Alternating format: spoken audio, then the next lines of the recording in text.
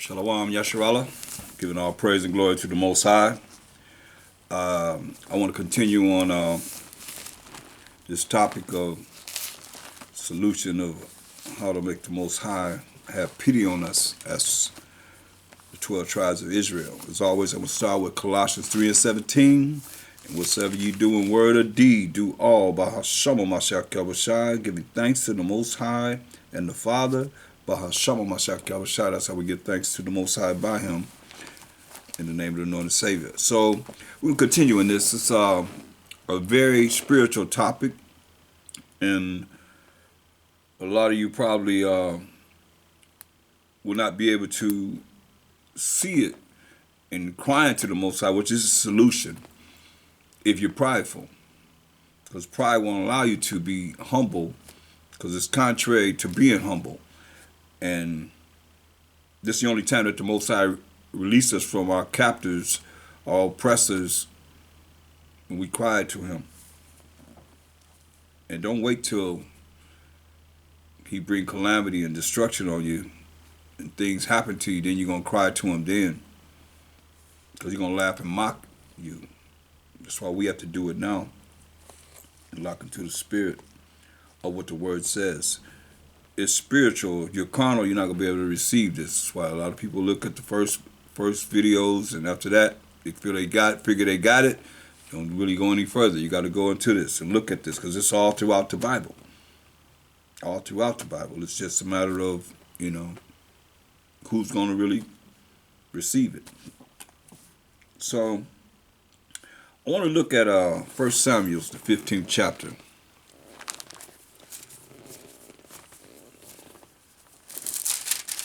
And we're going to start at verse 1. It's going to be a lot of reading, but I want you to, because it's going to be a lot of history, our history. But where you're going to know about our ancestors is to read about them. So 1 Samuel's 15th chapter, the first verse on down, it says, Samuel also said unto Saul, Saul was our first king of Israel, the Most High sent me to anoint thee to be king over his people. See, over Israel. Now therefore, hearken thou unto the voice of the words of the Most High. Thus said the Most High, power of hosts, power of armies. I remember that which Amalek did to Israel, how he laid wait for him in the way when he came up from Egypt. Right? So he said, remember that. So what are you talking about? Go to Exodus 17th chapter. You remember Amalek, when we came out of Egypt, what he did pertaining to we the Israelites. So go to Exodus the 17th chapter. We're going to start at the 8th verse. Then came Amalek, coming out of Egyptian captivity, all 12 tribes. Then came Amalek and fought with Israel in Rephidim. And Amalek today would be the so-called Jewish people, the Caucasian Jewish people. It says, indigenous, I might say. And Moses said unto Joshua, choose us out men, and go out, fight with Amalek. Tomorrow I will stand on the top of the hill with the rod of the Most High in mine hand. So he said, hey, go out and fight against Amalek.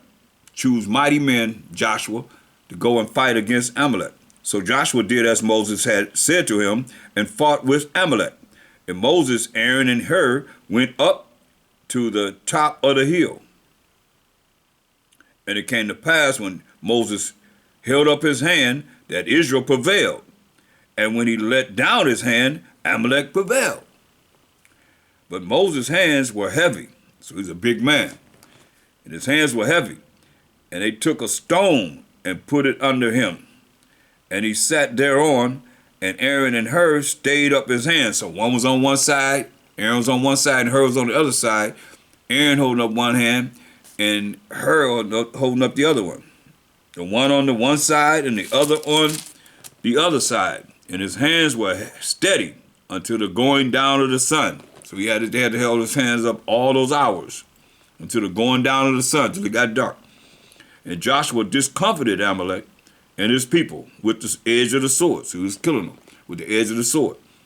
And the Most High said unto Moses, write this for a memorial in a book. That's why we're reading it. and rehearse it in the ears of Joshua. For I will utterly put out the remembrance of Amalek from under heaven. So he said he'll utterly destroy them. And Moses built an altar and called the name of it Jehovah Nissi. For he said, because the Most High have sworn that the Most High will have war with Amalek from generation to generation. So look at Deuteronomy 25 and 17. Deuteronomy 25, 17. So the Most High said you have war with Amalek from generation to generation. That's why there's not going to be no peace over there in what they call the Middle East, in the land of Palestine. Because he said he don't have war with them. Deuteronomy 25 and 17.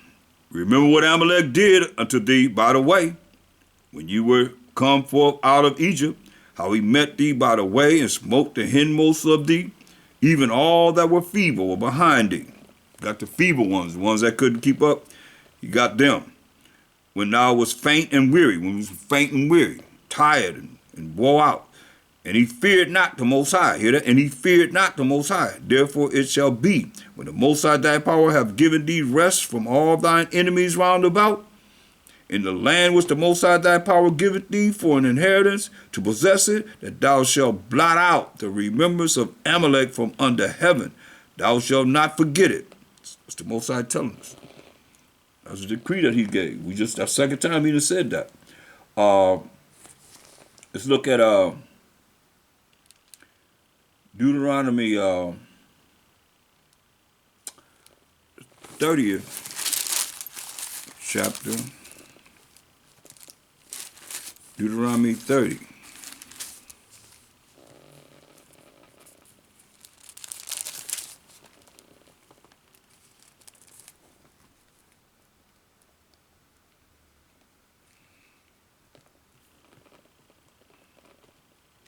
In verse 10, it says, Deuteronomy 30 and 10, if thou shalt hearken unto the voice of the Most High thy power to keep his commandments and his statutes which are written in this book of the law, and if thou turn unto the Most High thy power with all thine heart and with all thy soul, for this commandment which I command thee this day, it is not hidden from thee, neither is it far off. It is not in heaven, that thou shouldest say, who shall go up for us to heaven and bring it unto us, that we may hear it and do it. Now you hear what the Most High is saying. You know, it says,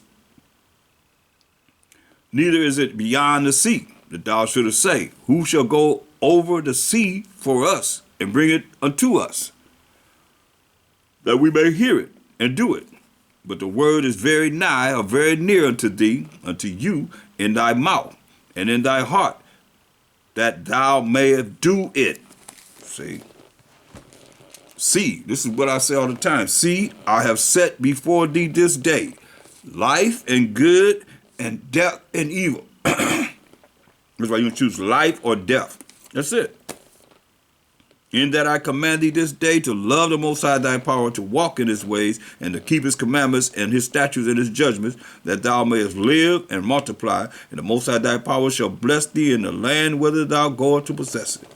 But if thine heart turn away, which we did, so that thou wilt not hear, but shall be drawn away and worship other gods and serve them, like all these different religions and so forth, that has been set up for us to worship, to take us away from following the law, statutes, commandments of the Most High, and what he's telling us to do. He's going to tell us to do certain things, and you're going to see what the results is for not doing it. I denounce unto you this day that ye shall surely perish, and that ye shall not prolong your days upon the land whither thou passest over Jordan to go to possess it. And we didn't. Most High kicked us out of the land. Why it's desolate now? Even though there's people living in it, it's desolate. The majority of it is desolate. And I call heaven and earth to record this day against you, that I have set before you life and death, blessing and cursing. Therefore choose life, that both thou and thy seed may live, that thou mayest love the Most High thy power, and that thou mayest obey his voice, and that thou mayest cleave unto him, for he is thy life in the length of thy days, that thou mayest dwell in the land which the Most High sware unto thy fathers, to Abraham, to Isaac, and to Jacob, to give them. So he telling us to do what he say do. Do what he say do, or you're going to be cursed, or you're going to be jacked up. Matter of fact, to the point where he said, I will kill you. So that's why I'm saying I went here to show you that we have to, without a shadow of a doubt, follow what it is that he's telling us to do. And what works. This is what we look at. What works. Go to Numbers 24. Number the 24th chapter.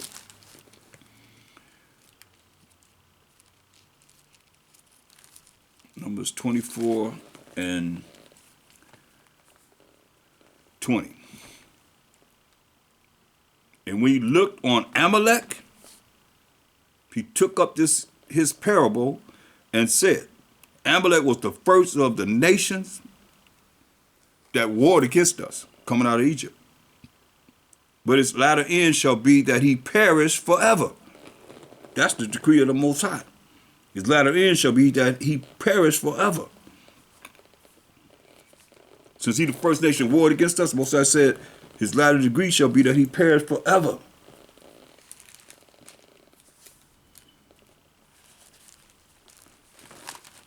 So let's go into 1 Samuel's, back to 1 Samuel 15 again. And continue. 1 Samuel 15. And 2. Thus said the Most High, power of hosts, power of armies, I remember that which Amalek did to Israel, how he laid wait for him in the way when he came up from Egypt. Now go and smite Amalek. Say, go and smite Amalek. He's telling Saul, go and smite Amalek. This is the prophet Saul. He said, go and smite Amalek and utterly destroy all that they have and spare them not. Remember, he just said, keep his commandments. This is a commandment. This is an order. Now go and smite, which means kill Amalek, and utterly destroy all that they have and spare them not. Slay both man and women, infant and suckling, man, women, and children, and babies, ox and sheep, camel, and ass. Now, the Most High know what they have. He know everything.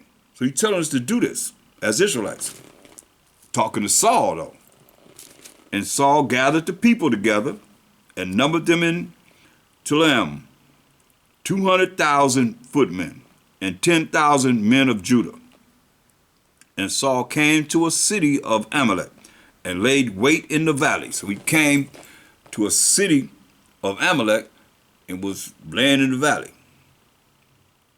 And Saul said unto the Kenites, go, depart, get you down from among the Amalekites, lest I destroy you with them. So he's telling these Kenites to get from around Amalek because he's going to destroy them. And they'll be destroyed while he's destroying the Amalekites. He ain't got time to see if they're Kenite or not. They're going to be destroyed too. So he told them to get away from them, lest I destroy you with them. But you showed kindness to all the children of Israel when they came up out of Egypt. So the Kenites departed from among the Amalekites. See, I mean, you're looking at, this is a time, a lot of time has passed. And the Most High say, he still remember what happened. That's why you're looking at what's happening to us now. The Most High still going to remember what's going on. He ain't forgot. He long suffered. He ain't forgot. He's watching everything. Everything's being recorded. And Saul smote the Amalekites from Havilah until thou comest to Shur, that is over against Egypt. And he took Ahag, the king of the Amalekites, alive, and utterly destroyed all the people with the edge of the sword. But he took this king, Ahag, king of the Amalekites, alive. What did Most High tell him? Verse 3, 1 Samuel 15 and 3. Now go and smite Amalek, and utterly destroy all that they have, and spare them not. Slay both man. Ahab, king of the Amalekites, is a man. He ain't follow orders. But slay both man and woman, infant and suckling, ox and sheep, camel and ass. What did he do? Verse 8. And he took Ahab, the king of the Amalekites, alive, and utterly destroyed all the people with the edge of the sword. And Saul and the people spared Ahab, and the best of the sheep, and of the oxen, and of the fatlings, and the lambs, and all that was good, and would not utterly destroy them. But everything that was vile and refuge, that they destroyed utterly. What the Most High tell them. Verse 3. Now go and smite Amalek, and utterly destroy all that they have, and spare them not. Slay both man and woman, infant and suckling, ox and sheep, camel and ass. That's what he told them. Kill all of them. Kill everything. That's what he tell them. But what they do, he saved things, man. It's like, verse 9. But Saul and the people spared Ahab, the king of the Amalekites, and the best of the sheep, and of the oxen, and of the fatlings, and the lambs, and all that was good, and would not utterly destroy them. But everything that was vile and refuse, that they destroyed utterly, going against the commandments of the Most High. Then came the word of the Most High unto Samuel, saying, It repenteth me that I have set up Saul to be king. See, I'm sorry I set this dude up to be king. For he has turned back from following me. He's turned back from following me, doing what he say do. Now you going to say the commandment's not important? And have not performed my commandments. You hear that? Have not performed my commandments. There's a judgment that comes from not performing the Most High's commandments. And it grieved Samuel. And he cried unto the Most High all night. It grieved Samuel. And he cried to the Most High all night. Crying to him, crying to him. There's a balance here. For we cried to the Most High, he redeemed us. But he had no respect to persons. This is one person. But he had respect to Israel, it tells you in Exodus 2:25. But this is one person. Saul, that's sinning. He said he repented that he made him king because he didn't follow his commandments. And Samuel's crying all night to the Most High. Verse 12. And when Samuel rose early to meet Saul in the morning, it was told Samuel, saying, Saul came to Carmel, and behold, he set him up a place, and is gone about, and passed on, and gone down to Gilgal. And Samuel came to Saul, and Saul said unto him, Blessed be thou of the Most High. I have performed the commandment of the Most High. First thing he did was what? He lied to him. That's a lie. Once again, we don't read it the third time. 1 Samuel 15:3. Now go and smite Amalek, and utterly destroy all that they have, and spare them not. But slay both man and woman, infant and suckling, ox and sheep, camel and ass. But he saved Ahab, king of the Amalekites. And part of what they had, they determined what was good. When the Most High said, kill everything. So first thing he did when he came to him is lied to Samuel. Verse 13, and Samuel came to Saul, and Saul said unto him, Blessed be thou, O most power of the Most High. I have performed the commandment of the Most High. And Samuel said, What meanest then this bleating of the sheep in my ears? What is this I hear, these sheep in my ears? And the lowing of the oxen which I hear the oxen in my ears. And Saul said, They have brought them from the Amalekites. See what he did? He pointed the finger at somebody else. But who's giving the order?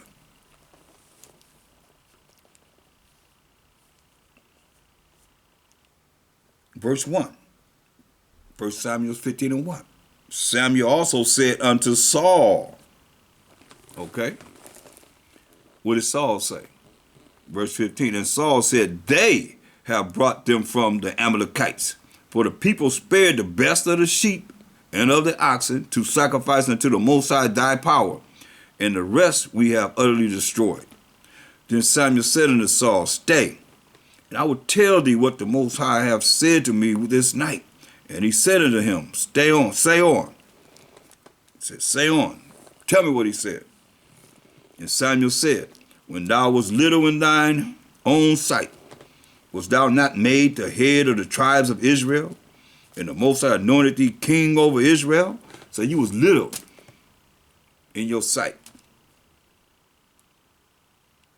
And the Most High made you head over all the 12 tribes of Israel. Saul, our first king. And the Most High sent thee on a journey and said, Go and utterly destroy the sinners, the Amalekites. You hear that? Go and destroy the sinners, the Amalekites, and fight against them until they be consumed, till there's no more. Wherefore then didst thou not obey the voice of the Most High, but didst fly upon the spoil, and did evil in the sight of the Most High? Why you do this? And Saul said unto Samuel, Yeah, I have obeyed the voice of the Most High, and have gone the way which the Most High sent me. Second time he's lying. And have brought Ahab, the king of Amalek, and have utterly destroyed the Amalekites. Is that what the Most High told him? No. But the people took of the spoil, sheep and oxen, the chief of the things which should have been utterly destroyed, to sacrifice unto the Most High thy power in Gilgal. And Samuel said, Have the Most High as great delight in burnt offerings and sacrifices as in obeying the voice of the Most High? That's what the Most High wants us to obey, be obedient. The sacrifices is for sins. Care about that? Look, that had nothing to do with us pleasing the Most High. Look, that's the law of sacrifice. Go to Hebrews the 10th chapter, 1, verse 1. For the law, having a shadow of good things, is a law of sacrifice animals to come, and not the very image of the things, can never with those sacrifices which they offer year by year continually make the comers thereunto perfect. For then would they not have ceased to be offered, because that the worshippers, once purged, should have had no more conscience of sins. But in those sacrifices there is a remembrance again made of sins every year. That's why we had the Day of Atonement. For it is not possible that the blood of bulls and of goats should take away sins. See? So, going back here.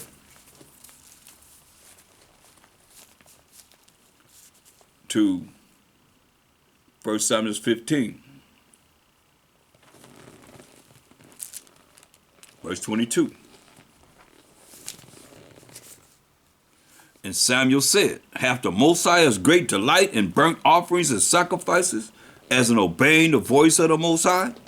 Behold, to obey is better than sacrifice, and to hearken than the fat of rams. He's telling you, He's giving you commandments. He gave us commandments so that we could obey Him. Obey Him. And not be disobedient to His word.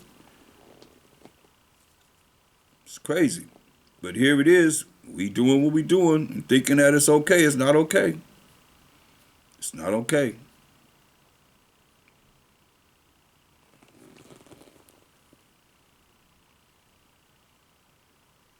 We just read how the sacrifice did not take away the sins.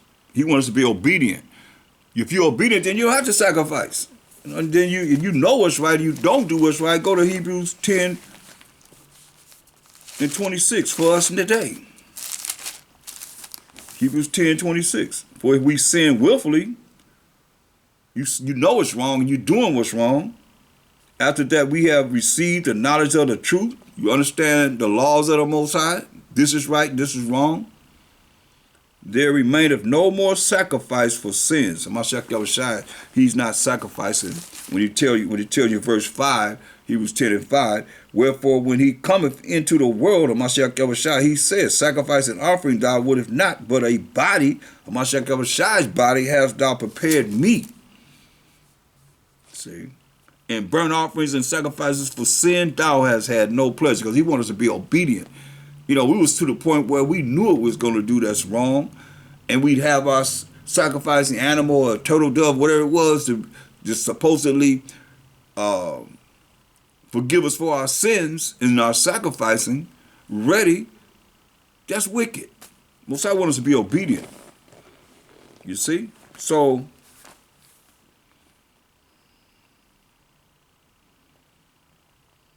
verse 8. Above, when he saith, sacrifice and offerings and burnt offerings for sin thou wouldest not, neither hast pleasure therein. Most I have no pleasure in that, which are offered by the law. See? You got no pleasure in that. Verse 10, by the which will we are sanctified through the offering of the body of a Mashiach Yahushua once for all. And that all means a certain number of the 12 tribes of Israel. And we know it's 1/3. So now, we see this. Go back to 1 Samuel 15. So you see, Saul had told 2 lies. And now, verse 23, it says, for rebellion is as the sin of witchcraft, and stubbornness is as iniquity and idolatry.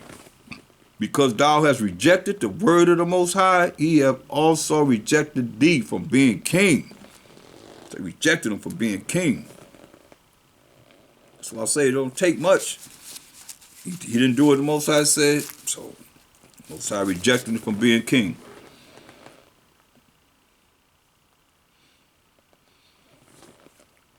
Verse 24, and Saul said unto Samuel, I have sinned. Now he's saying, I've sinned.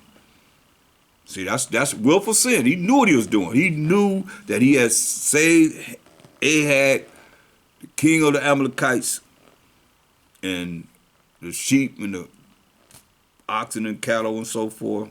He said, I have sinned, for I have transgressed the commandment of the Most High and thy words, because I feared the people and obeyed their voice. Now therefore I pray thee, pardon my sin, and turn again with me, that I may worship the Most High. And Samuel said unto Saul, I will not return with thee, for thou hast rejected the word of the Most High, and the Most High have rejected thee from being king over Israel. Wow. What is Samuel was doing? Samuel cried all night. He cried all night. Verse 11, it repented me that I have set up Saul to be king, the Most High said. For he is turned back from following me, and have not performed my commandments. And it grieved Samuel, and he cried unto the Most High all night, because he knew what the end result going to be.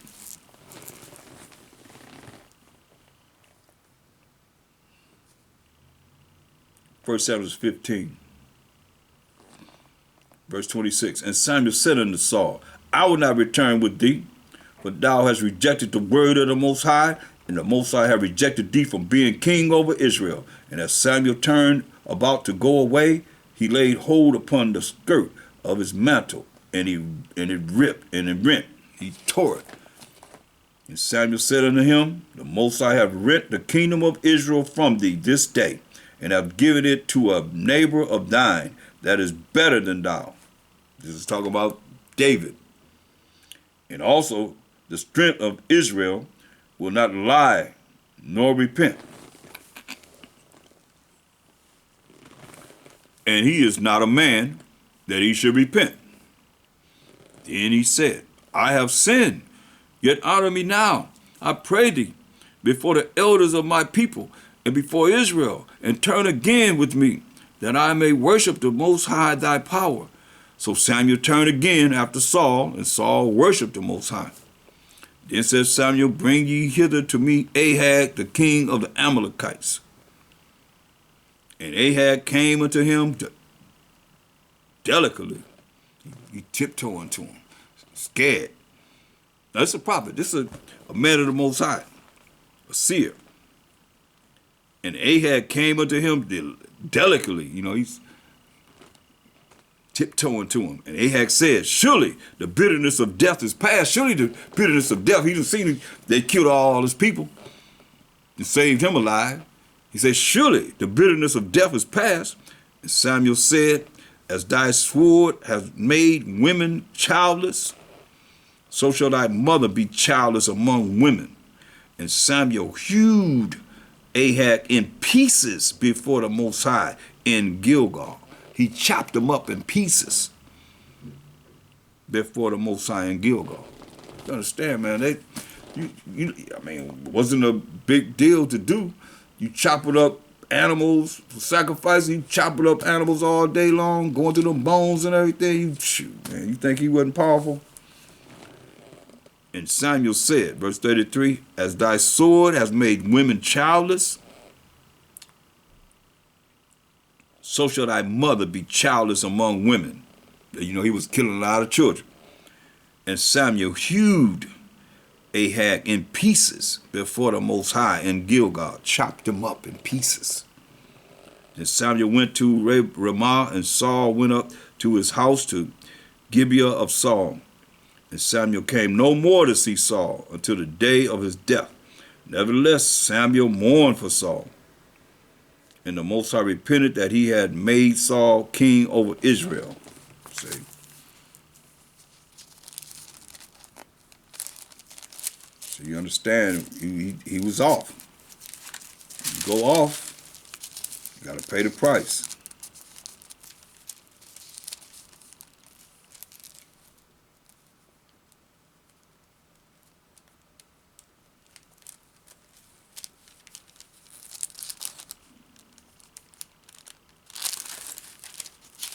So from there, we're going to look at, let's go to Job, the 16th chapter. Job 16 and 19 to 20. It says, Job 16 to 19, also now, behold, my witness is in heaven and my record is on high. So he says, witness is in heaven, his record is on high. My friends scorned me. That was on his case, on Job's case. But mine eye poured out tears unto the Most High. Hear that? His eyes were flowing out tears unto the Most High. Oh, that one might plead for a man with the Most High, as a man pleaded for his neighbor. When a few years are come, then I shall go the way whence I shall not return. I mean, he's going to die. But he said, you hear what he's saying? He said, my friends, verse 20, my friends scorn me, but mine eye poured out tears unto the Most High. He crying to the Most High. They scorning him, but he's crying to the Most High. This is what makes the Most High have pity on us.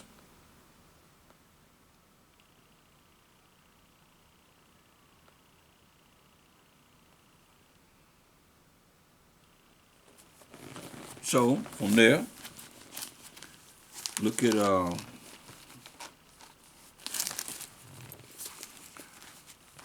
want to go to Jeremiah, the 9th chapter,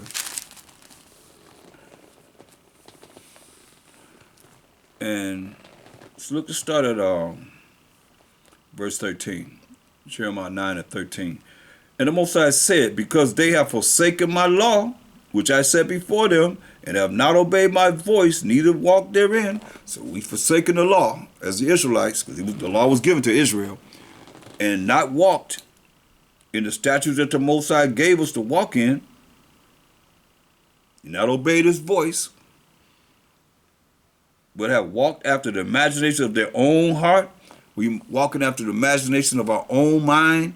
I think this way. That's why it tells you in Ecclesiastes 3:24, for many are deceived by their own vain opinion, worthless opinion, and an evil suspicion overthrown their judgment. But have walked after the imaginations of their own heart, their own mind, the way they want to think, and after Balaam, which their fathers taught them, dealing with these religions today, I believe. You know, They're not dealing with this truth. They ain't in here dealing with what you need to know as far as coming back to the Most High's commandments and laws and what he going to do to you for not following his laws, statutes, commandments. When the judgment comes, what you think he going to judge you on? On how you followed his commandments, his rules and regulations, and how you have faith in him. In the name of his only begotten Son, Hamashiach Yahushua. Therefore, thus said the Most High of hosts. This is the decree the Most High bringing down Israel, the power of Israel. Behold, I will feed them, even this people, with wormwood, and give them water of gall to drink. I will scatter them also among the heathen, whom neither they nor their fathers have known. And I will send a sword after them till I have consumed them. That's what he say he gonna do. So he gonna scatter us among all these heathen, and he's still. We among them heathen, we gonna worship wood and stone, he told us. And he gonna send a sword after us. A sword is what? A killing instrument of war to kill us. But what he say do? Verse 17, thus said the Most High power of hosts, consider ye and call for the mourning women. Where this at in Israel? Call for the mourning women, that they may come, and send for cunning women, that they may come. You know, call for these women, mourning women that's going to cry to the Most High. This is solutions that works. The Most High saying, thus said the Most High power of hosts, power of armies, power of angels. Consider ye and call for the mourning women, that they may come, and send for cunning women, that they may come, and let them make haste, come quickly, and take up a wailing for us, that our eyes may run down with tears, and our eyes lids gush out with waters. This is truly crying. Call for the mourning women, the wailing women, the weeping women to come and mourn for Israel.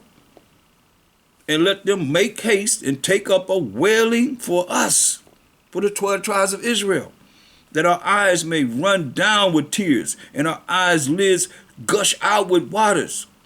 For a voice of wailing is heard out of Zion. How are we spoiled? How are we spoiled? We are greatly confounded, confused, because we have forsaken the land, because our dwellings have cast us out. That's why it's desolate over there. The Most High casts us out of our land of Israel and scatters among all these nations to serve their idols. Yet hear the word of the Most High, ye, O ye women, and let your ear receive the word of his mouth, and teach your daughters wailing. Hear that? Women, teach your daughters wailing.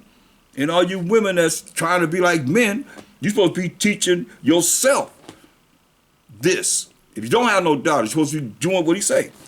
He said, verse 17, thus said the Most High power of hosts, consider ye and call for the mourning women, that they may come, and send for cunning women, that they may come, and let them make haste and take up a wailing for us. For our eyes may run down with tears, and our eyelids gush out with waters. This is what we did, and we start crying, as it is written. Because the Most High going to have his spirit in it to make it happen. And he going to have pity on us. Look, yet hear the word of the Most High, O ye women, verse 20. And let your ear receive the word of his mouth, and teach your daughters wailing, and every one her neighbor lamentation. You hear that? Every one her neighbor lamentation. You can't have this if you got pride. You can't do this if you got pride. And that's what a lot of people have on this day and time, because of the God of the air. That's just standing for pride, first and foremost. No humility, no broken and contrite spirit. You won't find them doing the things that Nebuchadnezzar said. I mean, even knowing that we are the children of Israel, they hiding it from us. I mean, you ain't gonna find him. You ain't gonna find them doing what he did and saying what he said and making a decree as he made. He made a powerful decree.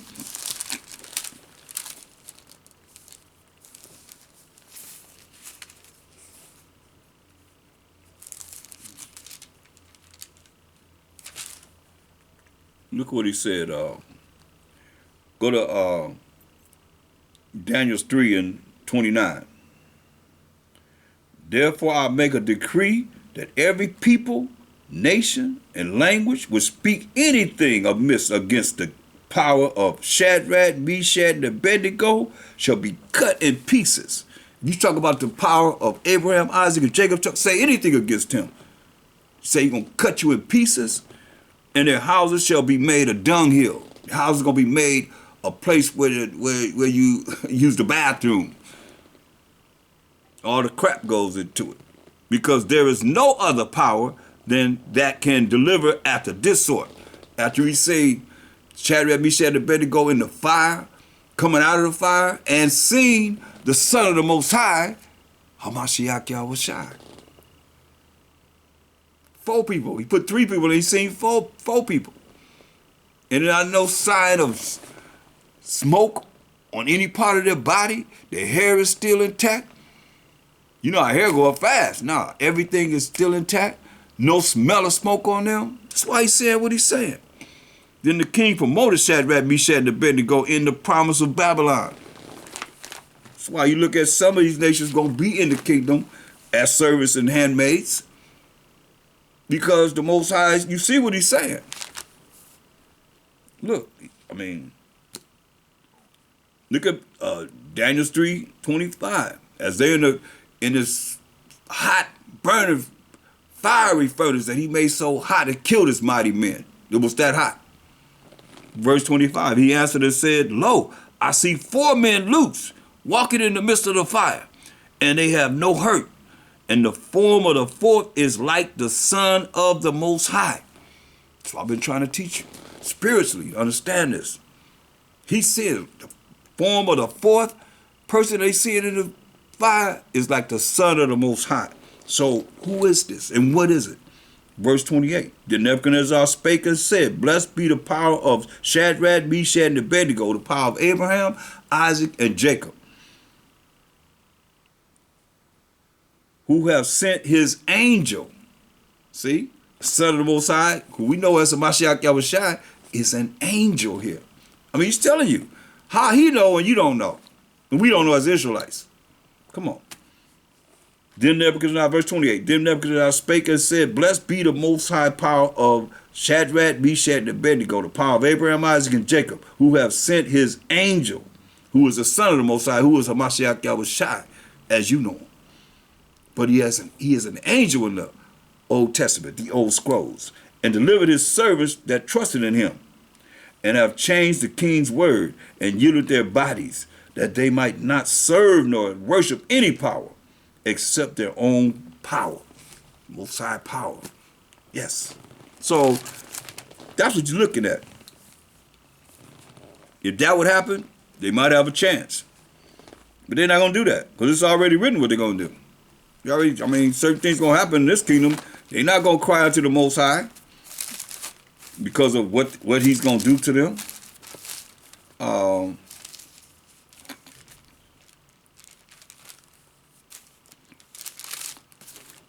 They're going to blaspheme the name of the Most High. Matter of fact.